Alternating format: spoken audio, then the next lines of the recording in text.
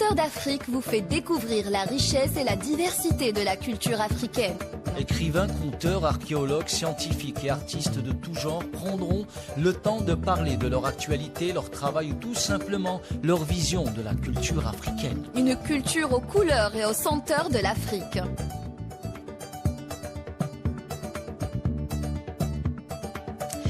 Bonjour, bonjour l'Afrique, Inakoana, Hauni Sogoma, Salem, Mbolo, Mbote Africa. Nouveau numéro de Senteurs d'Afrique pour vous faire humer les meilleurs parfums de notre grande culture africaine. Aujourd'hui, nouveau cap, direction l'ouest de l'Afrique, plus précisément la belle destination qu'est le Mali et sous les falaises de Badjagara. Notre sujet d'aujourd'hui, la danse des masques Dogon. Préparez-vous à être transporté dans un monde de mystère et de beauté, où les masques sculptés prennent vie au rythme des tambours. Dans cet épisode, nous allons explorer l'origine de cette danse et ses significations culturelles. Hippo Londi pour vous accompagner et je ne serai pas seule. Je suis accompagnée de 3 charmantes dames. Adjara Sogodogo, très ravie d'être avec toi. Merci. On va rappeler que tu es du Mali. Oui. Malienne de Sikasso, c'est ça? Effectivement. Merci pour l'invitation et bonjour chers auditeurs. On reçoit aujourd'hui également Moudouoy Maïga. Toi aussi tu es du Mali, c'est ça? Bien sûr. Bonjour Moudou. Bonjour, j'espère que vous allez bien. Nous avons l'honneur et le plaisir de recevoir également Rebecca Uriel Mbelou Tsele. C'est ça, bonjour. Du Gabon. Bonjour à tous, j'espère que vous allez bien. Alors bonjour les filles, j'espère que vous vous portez bien. No amayo jede uruyamno na uruyangale uruyamno no amayo jede uruyamno de uruyangale uruyamno no amayo jede uruyamno uruyangale uruyamno uruyamno uruyangale uruyamno yapo yapo yapo.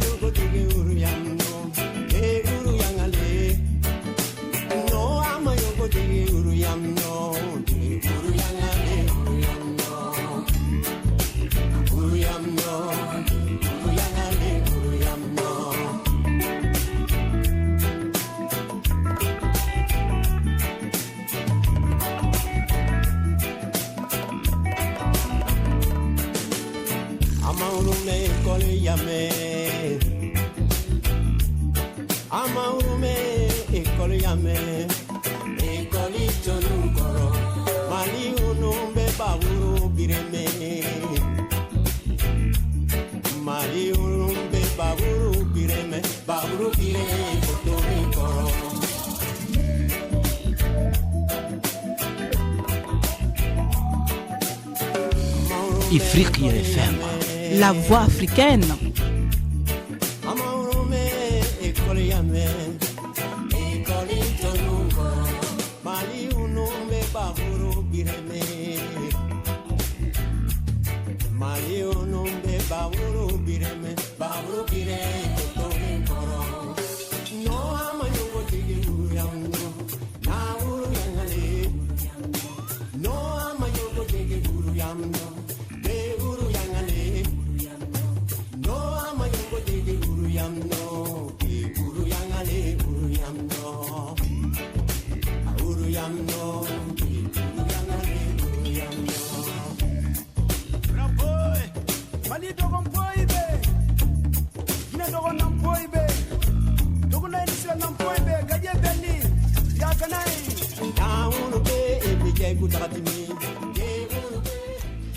Alors les filles, dites-moi, est-ce que vous avez déjà assisté à une danse des masques?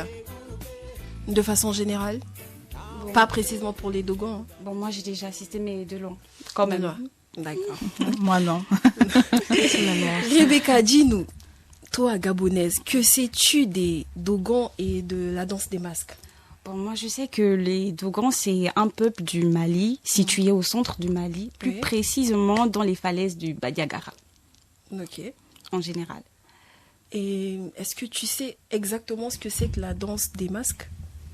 Bon, je sais que la danse des masques Dogon, c'est une danse représentatrice qui met en exergue la cohésion entre le monde naturel et le monde surnaturel. D'accord. Adjara et Moudou, qui de vous peut nous dire, ça vient d'où exactement? Qu'en est-il de ses véritables origines? Avant de parler des origines, j'aimerais donner la définition. J'aimerais donner quelques précisions, Ok. je vais dire. Les masques Dogon sont des œuvres artistiques à vocation religieuse. Ils sont au centre de la culture et des traditions de ce peuple-là. Donc, l'origine remonte de très longtemps déjà. Oui. Actuellement, si les masques sont destinés qu'aux hommes, il faut savoir qu'à la base, les masques Dogon est né avec une femme qui, selon l'histoire, qui les avait utilisés à mauvais escient. Et comme toujours, l'homme se sent protecteur Oui. et détenteur de pouvoir.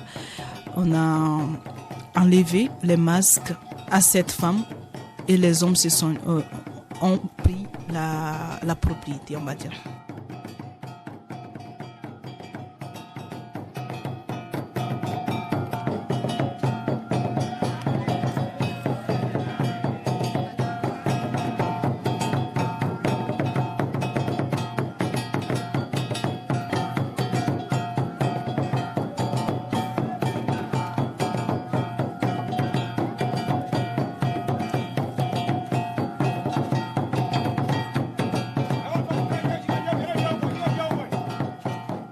Sur ça. Ce que moi je peux dire que l'origine même de la masque du Dogon, elle remonte à la culture traditionnelle de l'ethnie Dogon au Mali. Et c'est une association où les garçons circoncis adhèrent et interdits aux filles. Si je dis aux filles, je parle des femmes aussi. Donc dans la culture Dogon, les femmes donnent la vie, tandis que ces masques sont un objet de mort. Donc elle est liée à des rituels religieux et des cérémonies de passage, événements communautaires. Mais quels sont les différents types de masques utilisés dans la danse des masques Dogon? Il y a différents types de masques, mais il y a plus de 80 types de masques utilisés dans la danse des masques de Dogon. Chacun a sa signification propre. Parmi eux se trouvent des masques dont je peux citer le Kanaga dont Rebecca vient de citer tout de suite. Il y a le Siridje, il y a le Puloyana. Adjara voulait en parler. Comme Rebecca et Moudou l'ont dit, il existe plusieurs types de masques et chacun est significatif et symbolique. Par exemple, si on prend le Kanaga, qui est un masque facial traditionnel qui est mis en avant par les membres qui sont initiés de la société Dogon. Donc, ce masque-là invoque les dieux créateurs qui est le Ama, selon la tradition Dogon. Et ça va dans ce sens-là, que ce soit du Kananga ou bien les autres masques, celui de Rebecca. Nous Ok. avons aussi le masque de Dama D'accord. qui est normalement utilisé pendant les fêtes de deuil, genre les levées de deuil et pour les initiations. Mais le masque Kananga, c'est le masque des dieux. Et je dirais qui est devenu même l'emblème de tout le Mali à un moment donné.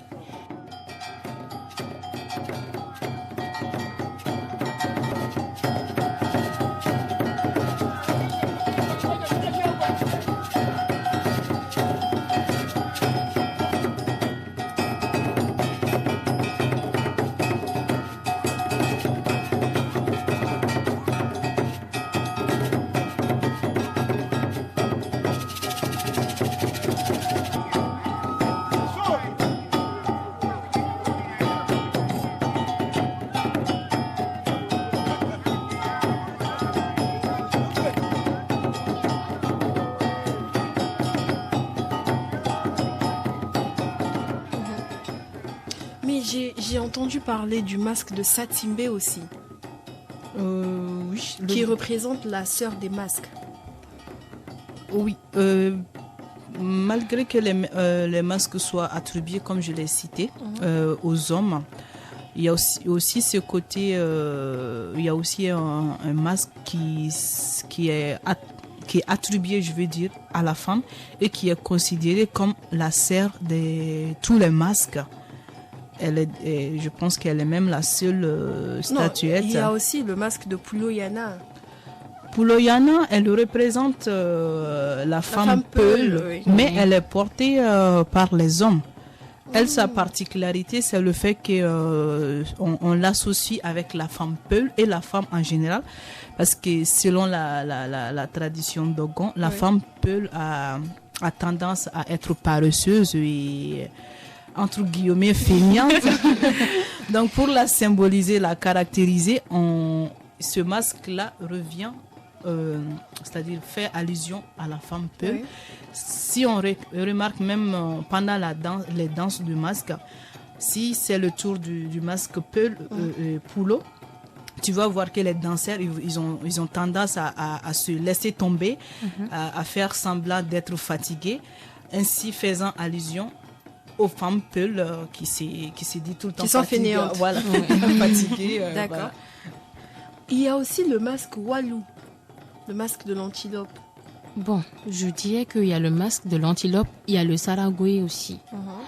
Parce que leurs interventions sont considérées à la fois comme une activité de jeu et comme une étape un peu plus formelle à l'initiation précédente, l'intégration des garçons dans l'association des masques. D'accord. Rebecca, tout à l'heure, elle a essayé de nous parler des rituels et des occasions spéciales lors desquelles il y a cette danse. Bien sûr. Rituel surtout. C'est souvent lors de quel rituel que cela se passe? Normalement, ces danses sont faites pendant des rituels d'initiation, pendant les levées des deuils et pour mettre en relation les personnes de la terre. Et il y a les fêtes agricoles aussi. Et ces danses sont souvent associées à des moments clés de la vie communautaire. Adjara, comment ça se passe? Bon, il faut savoir que comme partout en Afrique, les masques sont des objets symboliques qui unissent différentes communautés. Dans le cas d'Ogon, les masques peuvent servir, comme elle a si bien cité Rebecca, pour le lever du corps, parce que chez les Dogons, ils ont une période destinée aux morts. C'est-à-dire durant toute l'année, ils sélectionnent des moments où les masques font leur apparition, mais c'est des apparitions spéciales, dédiées aux interdits, c'est-à-dire quand des personnes décèdent et tout, que ce soit ses proches ou bien pour certaines personnes de la communauté, il y a certaines activités à la famille ou bien les proches n'ont pas le droit de faire. Donc quand on fait cette apparition des masques, c'est-à-dire c'est le lever d'interdiction, c'est-à-dire là tout est permis, il n'y a plus de deuil. On va dire c'est la fin. Vous êtes libre maintenant. Si vous avez quelque chose à faire, vous le faites. Et je tenais aussi à ajouter un truc à ce qu'elle a dit, c'est que les femmes sont strictement interdites de participer à ce genre d'événement. C'est uniquement pour des hommes. Destiné aux hommes. Ouais. D'accord. Moudou tout à l'heure parlait des cérémonies agricoles, c'est-à-dire? Comme Adjara le disait tout de suite, lors des cérémonies agricoles. Maintenant, à la fin de la culture, oui. Lorsqu'il y aura la récolte, les moments de récolte, il y a un moment destiné à une fête. Moi, j'allais pas dire que l'apparition va attendre. J'avais plutôt pensé au fait que ils vont faire des prières. J'avais pensé dans ce sens-là parce que souvent, quand on fait l'agriculture, on a besoin de l'eau. On a besoin de l'eau. Et quand il n'y a pas de pluie, la pluie ne vient pas convenablement. Donc, forcément, l'agriculture va se retrouver touchée. Donc, souvent, les masques peuvent faire leur apparition pour implorer les dieux pour que l'eau puisse venir. Bon, j'avais pensé dans ce sens-là. Bon, on va souffler un peu avec la chanson de Déné Isebéré, Ogopo.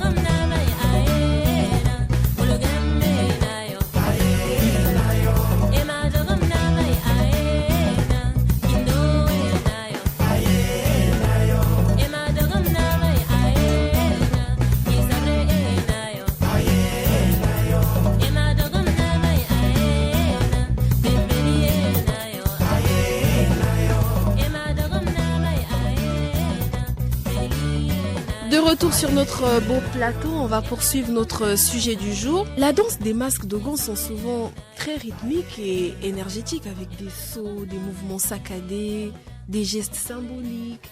Effectivement, les personnes qui font cette danse font des mouvements circulaires de la tête, puis se redressent brusquement pour établir un lien entre le sol et le ciel. Oh, Un aller-retour entre la vie et la mort. Ouais. ah ça, c'est... En fait, chez nous aussi, je pense que chez nous au Congo-Brazzaville, il y a cette danse-là. Chez nous, on appelle ça des kébé-kébé. D'accord. Ils sont habillés, ils sont couverts par un grand tissu de raffia avec des plumes de poulet et ils font des mouvements circulaires. Tu as l'impression qu'il y a quelqu'un qui fait 2 mètres et d'un coup se retrouve à faire quelques centimètres. Et tu peux même avoir l'impression qu'il n'y a même plus la personne. C'est comme si c'est la couverture qui tourne comme ça. C'est comme Tout s'il y a un se prend. esprit qui mais Qui a c'est pris vraiment possession de la... de la personne. Pour moi, c'est effrayant. Mais sinon, on aime bien. Mais je pense qu'au Burkina aussi, il y a aussi cette danse. Je sais pas comment on appelle ça exactement, mais je pense que ça existe. En RDC aussi, je sais que ça existe. Au Et Gabon, je sais pas. Oui. Ça Au existe Gabon aussi aussi. au Gabon, ça s'appelle le buti. Le buichi. Vous savez, l'Afrique partage à peu près Effectivement. on partage la même culture. Après, il y a des particularités, il y a une spécificité par rapport aux régions et tout ça. Oui. Et ces masques aussi sont souvent différenciés aussi. Les Oui. danses se différencient à Effectivement. travers. Même la signification. Et La signification aussi. grâce au visage des masques, on arrive aussi à connaître les différentes ethnies d'un Bien pays sûr. et tout, etc. Oui, effectivement.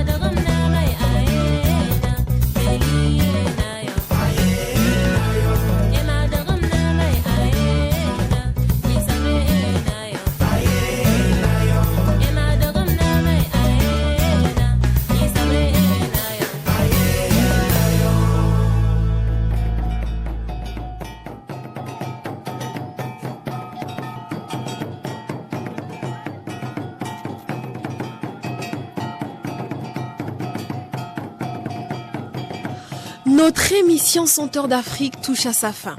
Ce qu'il faut retenir, la danse des masques Dogon est un moyen de communication ancestrale, une tradition qui transgresse les frontières et qui unifie les peuples de l'Afrique et renforce la culture du vivre ensemble entre les vivants, mais aussi garde les liens intacts avec les ancêtres. Merci à vous, chers auditeurs, de nous avoir suivis, de nous avoir écoutés.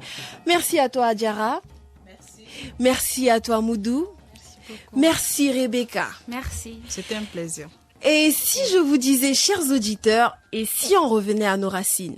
Rebecca, ça te dit quelque chose? Effectivement, c'est le titre de l'un de mes slams. Oh. Et si on revenait à nos racines? Aurions-nous ce monde d'aujourd'hui ou serait-il mieux que celui-ci? Aurions-nous ces opportunités de maintenant ou devrions-nous juste vivre comme on le sent? Et si on revenait à nos racines? Ces questions, on se les pose sans pourtant changer les choses. Je voudrais juste qu'on fasse une pause et se dire que c'est nous la cause. On s'imprègne des valeurs qui ne sont pas les nôtres, mais les nôtres, on les laisse hors d'école. Il n'y a rien de paradoxal dans le fait de valoriser nos masques, mais pour nous, C'est un protocole trop inconfortable. C'est comme une tare qui fait tache sur le drap blanc des colons à l'ancien temps. C'est triste parce qu'on oublie qu'avant, les rites, les coutumes, les contes, les légendes, c'était ce qu'il y avait de plus utile dans l'homologation de nos origines. Mais aujourd'hui, on les voit juste comme des récits insipides. Même notre façon de parler a changé. Il est clair. Même notre façon de parler a changé. Il est clair qu'on est aussi des étrangers. Il est vrai que les langues étrangères nous placent directement dans le monde des affaires. Mais ce n'est pas une raison de réduire nos langues originaires en poussière. Mais, ouais, nde, bes, ben, bo, ce sont des pronoms personnels dits en ma langue maternelle. Mais en français, on les trouve plus formels. À le voir ainsi, j'ai l'impression qu'on se dépigmente l'esprit à vouloir ressembler à autrui. Il est préférable de s'authentifier que de se modifier avec ce monde qui ne cesse de se moderniser, pour ne pas nous retrouver sans identité. Et si on revenait à nos racines? Merci Rebecca. Rendez-vous samedi prochain pour un nouveau numéro, toujours sur Ifrica FM.